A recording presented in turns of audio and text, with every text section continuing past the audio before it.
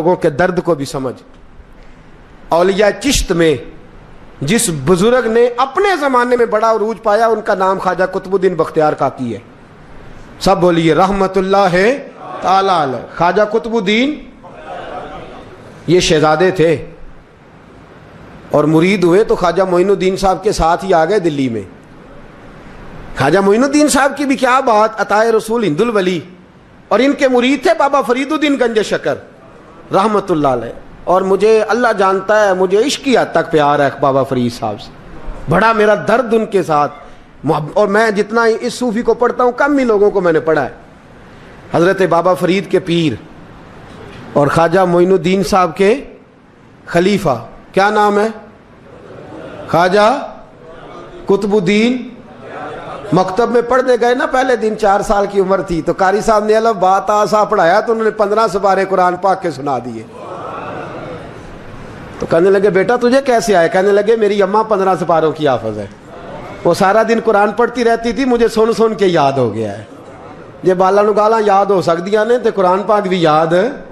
اللہ خیر کرے، شرط یہ ہے کہ ہم گھر میں قرآن پڑھیں. بچوں کو سن سن کے بھی یاد ہو ہی جاتا ہے. خواجہ قطب الدین اتنا عروج پایا اس شیخ کامل نے کہ وقت کا بادشاہ بھی مرید ہو گیا. سلطان شمس الدین التمش مرید تھا، دلی کا بادشاہ بھی مرید تھا. اجمیر کا بادشاہ خواجہ معین الدین صاحب کا مرید نہیں ہوا، نہ پاک پتن کا بادشاہ بابا فرید کا مرید ہوا. لیکن خواجہ قطب صاحب کو اللہ نے یہ عظمت بھی دی، یہ شان ہے نا. اگرچہ صدقہ سارا خواجہ معین الدین کے قدموں کا ہی تھا، لیکن دلی کا بادشاہ مرید ہوا. اور اتنا اعلیٰ مرید ہوا کہ جب خواجہ قطب الدین صاحب کا وصال ہوا تو 3 شرطیں لگائی تھی. فرمایا میرا جنازہ وہ پڑھائے، جب سے توبہ کیا پھر اس کا سینے بد حرام کے لیے نہ کھلا ہو، اور جب سے توبہ کیا پھر لقمہ حرام اس کے گلے سے نہ گزرا ہو، اور جب سے توبہ کیا پھر کبھی نماز تہجد بھی قضا. بڑے بڑے صوفی میری طرح کے گردن جھکا کے کھڑے ہو گئے. 7ویں صف سے دلی کا بادشاہ نکل آیا، کہنے لگا پیرا ساری زندگی میں نے پردہ داری سے عبادت کی تھی، تو جاتی دفعہ مجھے بے نقاب کر گیا ہے.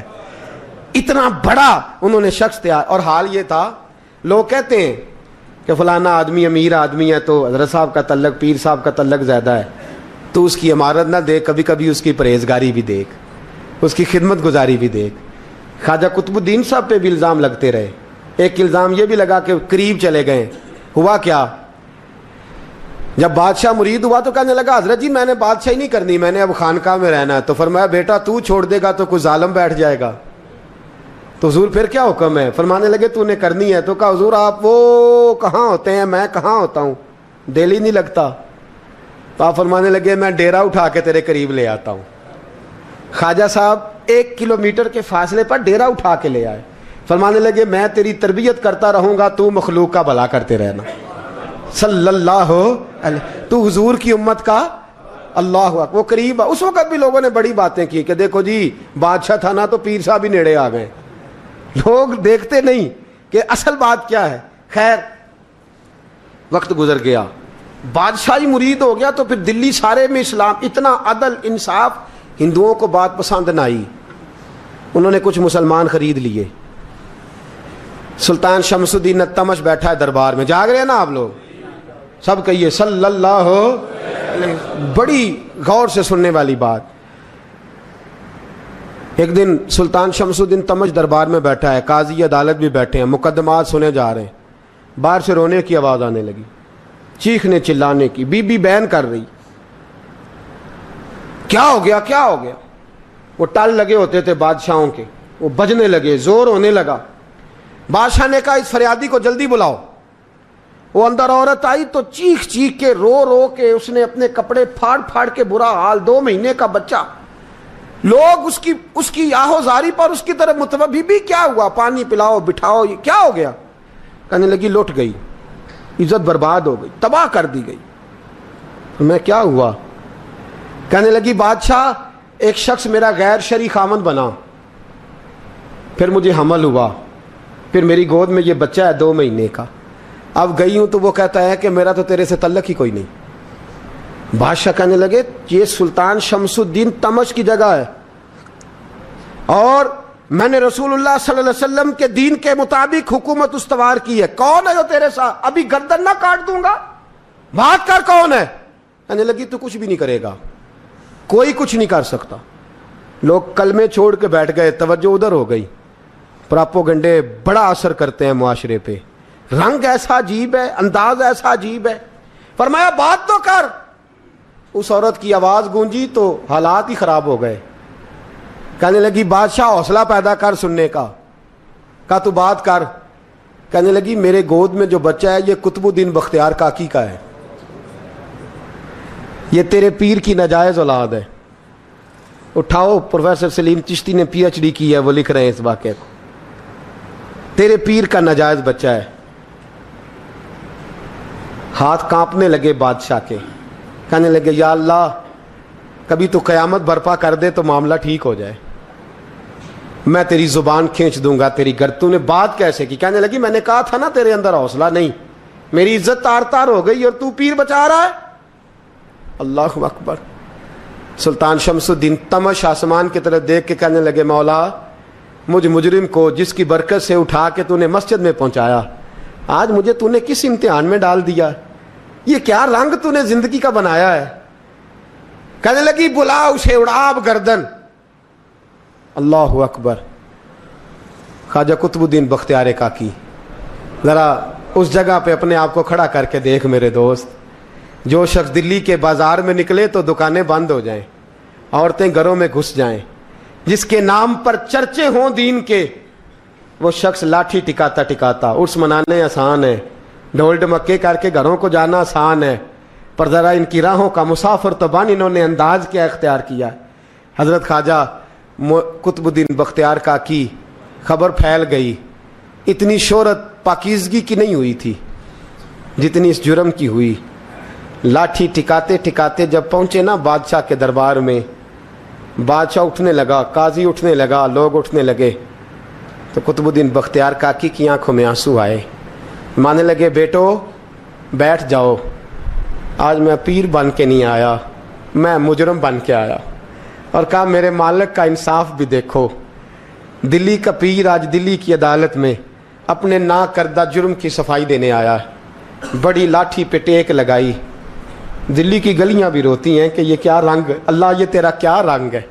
یہ تے میں گڈی تے ہاتھ ڈور سجن دے, او جنج رکھے اونج رہنا ہے. واجب نہیں جے وچ شریعت, مندہ خسم نو کہنا اے تن میرا کنگھی ہووے.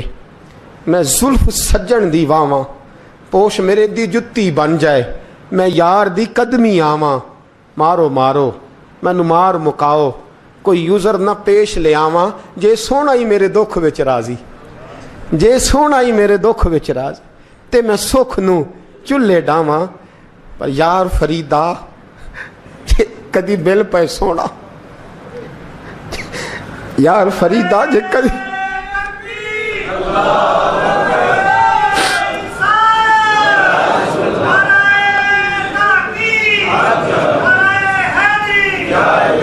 یہ کدی مل پہ سونا, بس انہوں رو رو حال سناواں. ٹیک لگائی ہے. کہنے لگی بی بی بول دے گواہی. کہنے لگی بی بی رب جانتا ہے, رب کا رسول جانتا ہے, پر میں تجھے نہیں جانتا, تو کون ہے. کہنے لگی اچھا وہ لوگوں کو بھیج کے تہجد کے بہانے پچھلے دروازے مجھے اندر بلانا, رب تیرا بھول جانا. پھر رونے لگی, پھر مکر کرنے لگی. مجھے بتائیے ایسا کوئی مقدمہ ہو تو لوگ کیا کہتے ہیں؟ یکدم حالات بدلتے ہیں کہ نہیں بدلتے؟ دلی کا ماحول ہی بدل گیا, سارا رنگ ہی بدل گیا. وہ عورت تو ہندو تھی, اس نے تو جھوٹ موٹ کے کلمے بھی پڑھ رکھے ہیں. اللہ اکبر. خواجہ صاحب پوچھتے ہیں گواہ ہے کوئی تیرے پاس؟ تو 4 کلمہ پڑھنے والے کھڑے ہو گئے. اللہ کرے کلمہ پڑھنے والے بکا نہ کریں, آمین تو کہیں. وہ کھڑے ہو کے کہنے لگے ہاں ہم نے آتے بھی دیکھا ہے, جاتے بھی دیکھا ہے. خواجہ قطب الدین صاحب نے نظر عثمان کی طرف اٹھائی, کہنے لگے اچھا جو تیری مرضی, میں گڈی تے ہاتھ ڈور سجن دے, وہ جنج رکھے اونج رہنا ہے. واجب نہیں وچ شریعت, مندہ خسم نو کہنا. کہنے لگے سلطان یار ایک رات کی مہلت نہیں دے دیتا. میں سویرے سلطان بھی رو پڑا کہ پیر صاحب میں میں نوکر اور میں بولتے ہیں اچھا حضور جیسے مرضی. باہر نکلے, خادم کہنے لگا حضور سواری پہ بیٹھ جائیں. مانے لگے نہیں یار آج پیدل جانا ہے. اس دلی کے چونکوں نے مجھے بڑی سلامیاں دی ہے, ذرا میں دیکھوں تو صحیح دلی کے بازار میری رسوائی پہ کیا کہتے ہیں. مجھے ذرا یہ پتھر بھی کھانے دے, ان کا ذائقہ بھی. پیدل گئے, دنیا سو گئی تو دلی کے بادشاہ نے اجمیر کی طرف منہ کیا. خواجہ معین الدین حیات تھے. بے خبر ہو جو غلاموں سے وہ آقا کیا ہے, بے خبر ہو جو غلاموں سے وہ منہ کیا. کہنے لگے معین الدین میں کوئی لوارس تو نہیں نا, میں کوئی لوارس ہوں کہ یہاں جو میرے ساتھ مرضی ہو جائے. تیری مجبوریاں درست مگر تیرا وعدہ تھا ساتھ دینے کا وقت آیا ہے. میں کوئی لوارس نہیں کہ اب تو اجمیر میں بیٹھا رہے اور میں دکھ سارا اکیلے برداشت کروں. بڑھاپے کا مجھے بھی پتہ ہے, کمزوری کا مجھے بھی پتہ ہے, ذوف کا مجھے بھی پتہ ہے, پر تتی تھوڑے تھکڑے خاندڑیاں, میں بھی تو تیرے نام تو مفت بھی خاندڑیاں. مجھے بھی تو پتہ ہے نا منم غلام علی حیدریم قادریم تمز احمد رضا خامی زنم. میں نے بھی تو اپنا نام نہیں نا جپا, تیرا ہی جپا ہے ساری زندگی. یہ لفظ کہے, کہتے میں رویا. آنکھ لگی تو حضرت خواجہ معین الدین صاحب خواب میں ملے. کہنے لگے قطب الدین میرا انتظار کرنا, میں پہنچ رہا ہوں. میرا انتظار کرنا, میرا انتظار. کیا کہا میاں صاحب نے؟ کہتے ہیں مالی دا کم پانی دینا, پھل کچے ہون یا پکے, اے پیر مرید دے سر تے ہی رہندا ہے, جھوٹے ہون یا سچے. میں آیا, فکر نہ کرنا. حضرت سویرے اٹھے, پھر گئے عدالت. پھر کہا نام بھائی پروٹوکول, مجرموں کا پروٹوکول نہیں ہوتا, میں اکیلا جاؤں گا. جس کے آگے پیچھے نعرے ہوتے تنے تنہا. 2-4 منٹ زیادہ لے لوں آج آپ حضرات. کہتے میں پہنچا عدالت اور جا کے جب کہا نا کہ ہاں جی حضور بتائیے, گواہ بھی خلاف ہے, مقدمہ بولیں, تو کہنے لگے مجھے میرے شیخ نے حکم دیا ہے کہ میرا انتظار کرنا. پھر وہ جو باتیں کرنے والے تھے کہنے لگے جی کون گیا تھا اجمیر, کون آیا ہے وہاں سے, ہمیں روحانی باتیں نہ بتائی جائیں. یہاں سے تو ایک دن میں پہنچا نہیں جا سکتا, ٹرین بھی 36 گھنٹے لیتی ہے دلی سے جانے میں. تو کہا یہ کیسے ہو سکتا ہے, کوئی رات کو رات آپ کو خبر ہو گئی, آپ کیس کو لمبا نہ کریں. بادشاہ مرید ہے, لگتا ہے کہ یہ راتوں رات بھگا دے گا پیر کو. اتنی باتیں خواجہ صاحب نے سنی. جب بے گناہ آدمی کو یہ باتیں سننی پڑتی ہیں پھر دل بڑا ٹوٹتا ہے, پھر بڑی تکلیف ہوتی ہے. حضرت کہنے لگے یارو تمہاری مرضی. شمس الدین تمش کی آواز گونجی, فرمایا جیسے انہوں نے کہا ویسے کیا جائے گا. 3 دن کے لیے عدالت برخاست کر دی جاتی ہے. چیم گوئیاں ہونے لگی, پھبتیاں کسی جانے لگی. تیسرے دن شام کا وعدہ تھا, چوتھے دن عدالت جانا تھا. قطب الدین بختیار کاکی کے پاس لوگ آ کے افسوس کرتے تو آپ بولتے نہیں. یہاں تو لوگ صفائیاں دیتے ہیں, بولتے نہیں. فرماتے یار میں گڈی تے ہاتھ ڈور سجن دے, وہ جنج رکھے, میں اونج ہی رہنا ہے, جیسے اس کی مرضی ویسے. جیڑیاں گڈیاں آپ ہی اڈیاں ہو نہ چڑھن اونچائیاں, وہی گڈیاں اونچیاں اڈیاں جیڑیاں سائیاں آپ چڑھائیاں. فرمایا ٹھیک ہے جیسے وہ رکھے, میں راضی ہوں. اللہ اکبر. تیسرے دن کی مغرب کا وعدہ تھا. جب مغرب کا سورج ڈوب گیا نا, بڑے قافلے اجمیر سے آئے پر معین الدین نہ آیا. وعدہ کیا تھا یار نے, آؤں گا دن ڈھلے. وہ خواجہ غلام فرید صاحب رحمۃ اللہ تعالیٰ علیہ فرمایا کرتے تھے نا, کوا کھانے لگا آنکھیں تو کہنے لگے کاغا اے تن سارا ہی کھائیو, میرا چن چن کھائیو ماس, میرے 2 نین نہ کھائیو, مینو پیا ملن دی آس. نے کہا سارا کھا جا, آنکھیں چھوڑ دے. اس نے کہا تھا میں آؤں گا, انتظار لمبا ہو گیا ہے پر میری امید تو نہیں نہ ٹوٹی. مغرب کی اذان ہوئی تو لوگ کہنے لگے لو جی اب بس ہو گئی. خواجہ قطب الدین صاحب نے اللہ اکبر کہہ کے مغرب کی جماعت جب میدان میں کھڑی کی تو اپنی بھی چیخ نکل گئی, آئی نہیں. لیکن جب نماز کا سلام پھیرا تو خواجہ معین الدین صاحب کی 2 رکعتیں ابھی باقی تھیں. خواجہ صاحب پیچھے نماز پڑھ رہے ہیں, سلام پھیرا اور نماز کے بعد جب اٹھے نا تو خواجہ صاحب کے سینے کے سینہ لگا. تو کہا حضرت جی میں شہزادہ تھا, آپ نے کہا تھا خشک روٹی کھانا تو میں نے خشک کی کھائی ہے, آپ نے کہا تھا فاقے کرنا تو میں نے کیے ہیں, آپ نے کہا وطن واپس نہیں جانا تو میں نہیں گیا. حضور اس امتحان کا آپ نے بتایا ہی نہیں تھا, یہ مجھے بتا جاتے اب اس سفید داڑھی سے میں جواب دیتا پھروں. خواجہ معین الدین صاحب نے جھٹکا, پیچھے ہٹ, تو زیادہ عزت والا ہے کہ یوسف زیادہ عزت والا تھا؟ تو زیادہ مقام والا ہے کہ عائشہ زیادہ مقام والی تھی؟ چپ کر, یہ کچھ صوفیاء کا طریقہ ہے, چپ کر. عرض کی حضور غلطی ہو گئی, میں پہلے نہیں رویا, تو ملا ہے تو رویا ہو. میں پہلے نہیں تڑپا, میں نے شکوا نہیں, تو ملا ہے. اپنا ہی کو ملے تو دکھ یاد آتے ہیں نا. فرمایا چپ کر, جا سلطان سے کہہ دے سویرے نماز کے بعد عدالت لگا دے. سویرے جب عدالت لگی نا تو خواجہ معین الدین صاحب بازو پکڑا خواجہ قطب صاحب کا, نکلے تو دیکھا لائنیں لگی ہیں, مجمع لگا ہے, آنکھوں میں آنسو آ گئے. کہا حضور آپ کیوں روتے ہیں؟ فرمایا میرا دل تھا لوگ میرے کتب کی شان دیکھنے آئے, یہ کتنے بدبخت ہیں, میرے کتب کی رسوائی دیکھنے آئے. کتنے نالائق ہیں, رسوائی دیکھنے اتنے آئے ہیں, شان دیکھنے آتے ہی نہیں.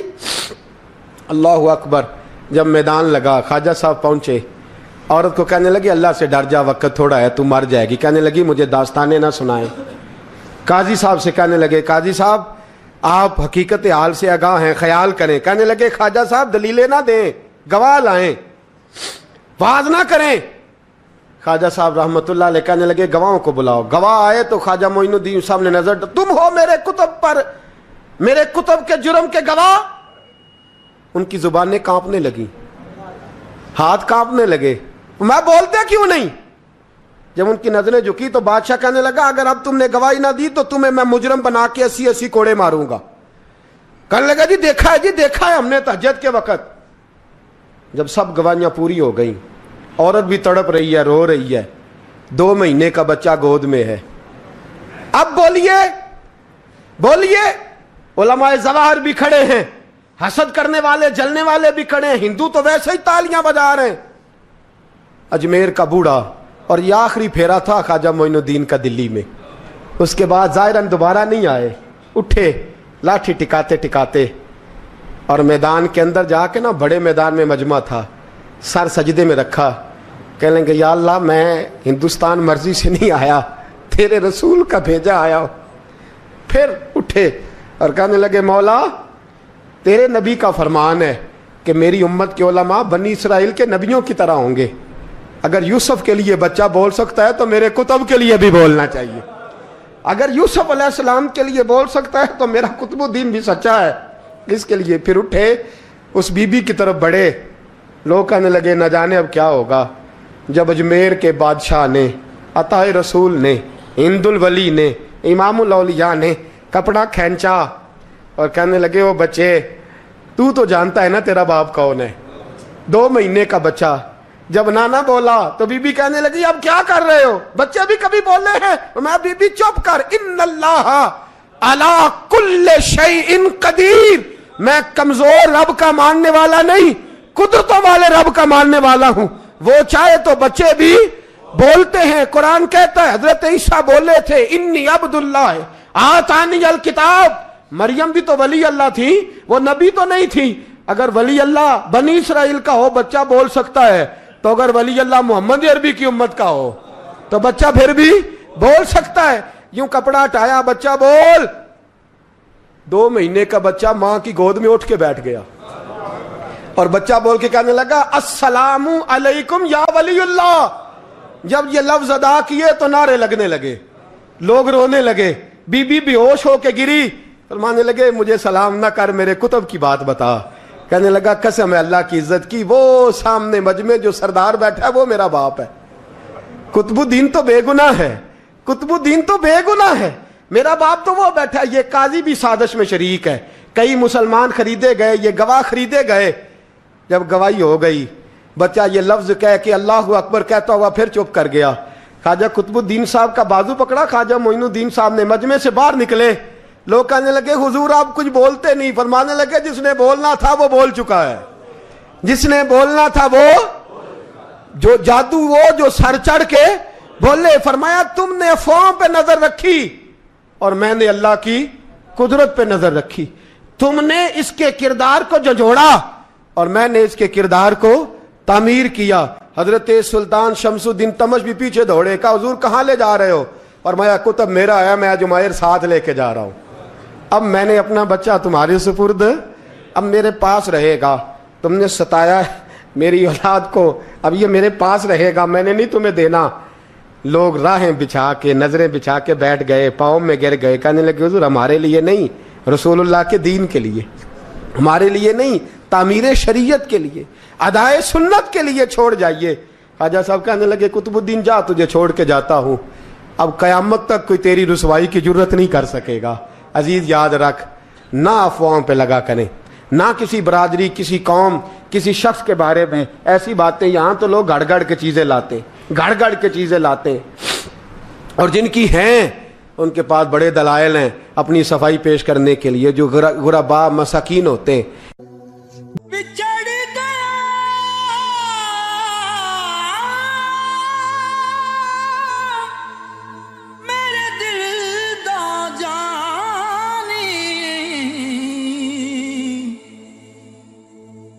میں ککھاں وانگر رل گئی, پھلاں نال نازک جندڑی میری وچ کنڈیاں دے رل گئی. غم سجنا دے مار مکا,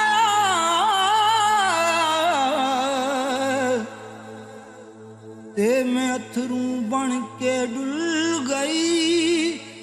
ایک مایا تیری یاد نہ بھلدی, باقی ہر شے جگ دی بھل گئی.